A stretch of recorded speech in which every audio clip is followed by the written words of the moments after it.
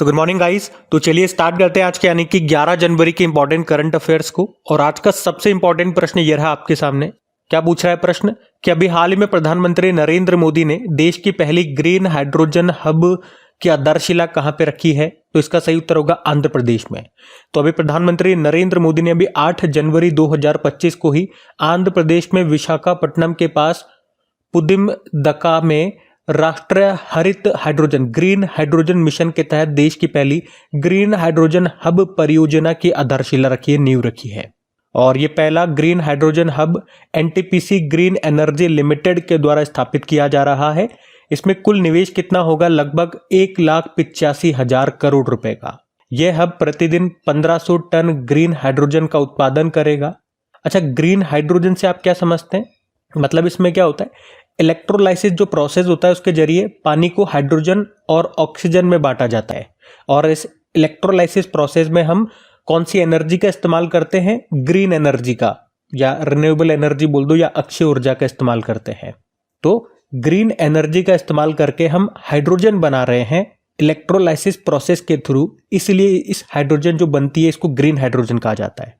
अगर आपसे कभी पूछे कि भारत में ग्रीन हाइड्रोजन मिशन की शुरुआत कब होती है, इसमें 4 जनवरी 2000 और इस मिशन का लक्ष्य है 2030 तक 50 लाख टन प्रति वर्ष ग्रीन हाइड्रोजन का उत्पादन करना।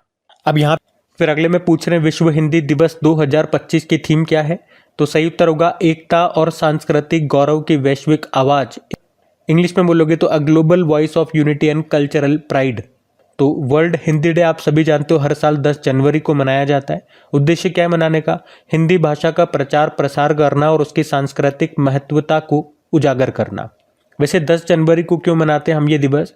क्योंकि 10 जनवरी 1975 को ही नागपुर महाराष्ट्र में पहला विश्व हिंदी सम्मेलन हुआ था, इसीलिए 10 जनवरी को।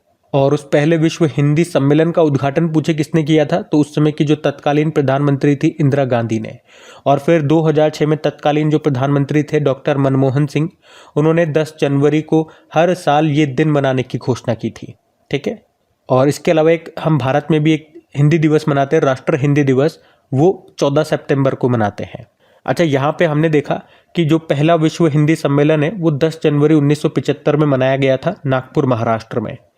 अभी अगर मैं आपसे यूं पूछ लूं या एग्जाम में पूछ लिया है कि अभी जो बिल्कुल आखिरी वाला लेटेस्ट जो हिंदी सम्मेलन है वो कब मनाया गया था, कहाँ पे मनाया गया था और कौन सा संस्करण था? 3 तरह के प्रश्न आ सकते हैं। तो ये लास्ट मनाया गया था 2023 में, 12वां एडिशन था और फिजी देश में मनाया गया था, याद रखना। और हिंदी से याद आएगा अभी आपको, अभी साहित्य अकादमी पुरस्कार हमने पढ़े थे, 2024 की घोषणा की गई थी। उसमें हिंदी भाषा का साहित्य अकादमी पुरस्कार किसे मिला था बताओ? तो आंसर होगा गगन गिल को, उनकी कविता मैं जब तक आई बाहर के लिए। फिर अगले प्रश्न में पूछ रहे हैं कि अभी हाल ही में भारतीय नौसेना में प्रोजेक्ट 75 की छठी और आखिरी स्कॉर्पियन पनडुब्बी शामिल हुई है, इसका नाम क्या है? तो आंसर होगा वागशीर। इंपॉर्टेंट प्रश्न मार्क करना इसको। और इंपॉर्टेंट जानकारी मैं आपको यहाँ पे दूंगा, कुछ ऐसे प्रश्न भी बताऊंगा जो यहाँ से एग्जाम में पूछे गए हैं। तो अभी 9 जनवरी की ही बात है, 9 जनवरी 2025 को प्रोजेक्ट 75 की छठी और आखिरी जो स्कॉर्पियन क्लास पनडुब्बी है जिसका नाम वागशीर है, इसको नौसेना में शामिल कर लिया गया है। इसे बनाया किसने? Mazagon dock shipbuilders limited Mumbai ने। तो ये जो वागशीर है ये उन्नत स्टील्थ फीचर्स जैसे कि ध्वनि को कम करने और बेहतर हाइड्रोडायनेमिक डिजाइन से लैस है।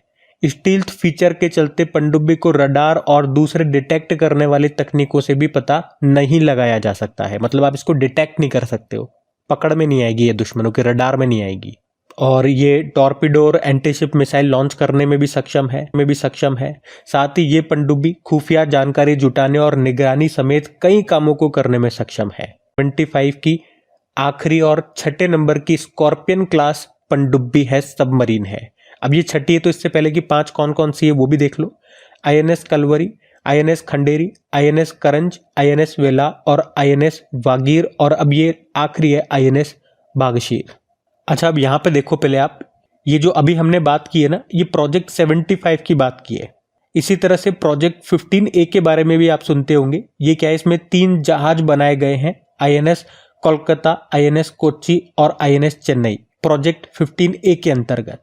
और इसी तरह से प्रोजेक्ट 15B भी है, और इसके अंतर्गत भारतीय नौसेना के लिए 4 स्टील गाइडेड मिसाइल डेस्ट्रॉयर तैयार किए गए। उनके नाम INS Visakhapatnam, INS Mormugao, INS Imphal और INS सूरत है।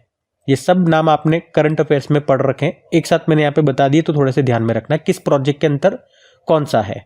अब इसी तरह से कौन सा है, फिर पूछ रहे हैं अभी हाल ही में 3rd आई एशियन फिल्म फेस्टिवल का आयोजन ये कहाँ पे किया जा रहा है, तो आंसर होगा मुंबई में। तो 3rd आई एशियन फिल्म फेस्टिवल 2025 की हम बात कर रहे हैं, जिसका आयोजन मुंबई में किया जा रहा है। अभी 10 जनवरी को ही शुरू हुआ, 16 जनवरी तक ये चलेगा। इस बार इसका 21वां संस्करण है और इसमें जो उद्घाटन फिल्म रही है वो चाइना की एक फिल्म है, द ब्लैक डॉग उसका नाम है।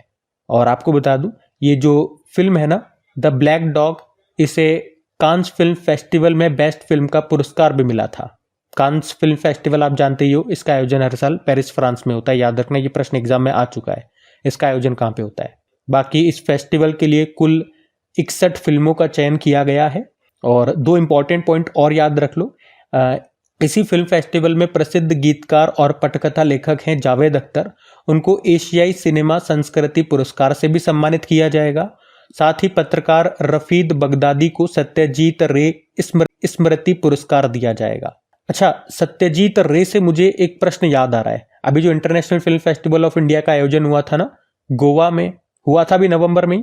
चलो आप लोगों के लिए प्रश्न छोड़ता हूं पहले मैं, उसमें सत्यजीत रे लाइफ टाइम अचीवमेंट अवार्ड किसको मिला था? हिंट मैं आपको दे देता हूं, वो ऑस्ट्रेलिया के फिल्म मेकर थे, नाम बताओ। और इस बार का जो ये international film festival of India है, इसका संस्करण कौन सा था, कौन सा एडिशन था? ये आपके लिए होमवर्क प्रश्न हो गया।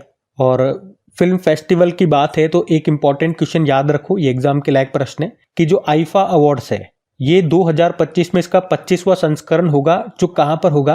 राजस्थान के कैपिटल जयपुर में होगा। और ये दूसरी बार ऐसा मौका होगा जब इसका आयोजन भारत में हो रहा है। इससे पहले 2019 में ये हुआ था मुंबई में, और अभी 2024 वाला अबू धाबी में हुआ। तो ये भी याद रखना, एग्जाम में आने वाला प्रश्न है ये। और मुंबई की बात है, अगर पूछे मुंबई किस नदी के मुहाने स्थित है? उल्हास नदी। और 2 दर्रे माउंटेन पास और ध्यान रख सकते हो आप स्टैटिक प्रश्न के रूप में कि थाल घाट दर्रा ये मुंबई को नासिक से जोड़ता है और भोर घाट दर्रा ये मुंबई को पुणे से जोड़ता है। और फिर अगले में पूछ रहे हैं कैशलेस उपचार योजना के तहत सड़क दुर्घटना पीड़ितों को कितने लाख रुपए तक कैशलेस इलाज उपलब्ध होगा? तो आंसर होगा 1.5 लाख रुपए। तो अभी सड़क परिवहन व राजमार्ग मंत्रालय ने, जिसके मंत्री नितिन गडकरी है, अब इस मंत्रालय ने सड़क दुर्घटना पीड़ितों के लिए कैशलेस उपचार योजना शुरू की है। तो ये चंडीगढ़ में 2024 में शुरू किया गया एक पायलट प्रोग्राम है, जिसे शुरुआत में 6 राज्यों में लागू किया गया था। कौन कौन से? असम, चंडीगढ़, पंजाब, उत्तराखंड, पुडुचेरी और हरियाणा। और इस योजना को लागू करने की जिम्मेदारी नेशनल हेल्थ अथॉरिटी की होगी। तो सड़क पर वाहनों के कारण हादसा होने पर घायलों को 7 दिनों तक प्रति दुर्घटना प्रति व्यक्ति अधिकतम 1.5 लाख रुपए तक का कैशलेस ट्रीटमेंट मिलेगा। तो इस कैशलेस पेमेंट सिस्टम में क्या है? तो इस योजना के तहत एक्सीडेंट के पीड़ितों के इलाज का खर्च इंश्योरेंस कंपनीज या संबंधी जो भी गवर्नमेंट स्कीम है उसके द्वारा सीधे हॉस्पिटल को भुगतान किया जाएगा, ताकि मरीज को किसी प्रकार के एडवांस अमाउंट का भुगतान न करना पड़े। तो ये है कैशलेस उपचार योजना। फिर अगले में पूछ रहे हैं अभी हाल ही में लेबनान देश में नए राष्ट्रपति किसे चुना गया? तो आंसर होगा जोसेफ ऑन को। तो लेबनानी आर्म्ड फोर्सेस के प्रमुख हैं जनरल जोसेफ ऑन, और इन्हीं को लेबनानी संसद के द्वारा लेबनान के राष्ट्रपति के रूप में अभी चुन लिया गया।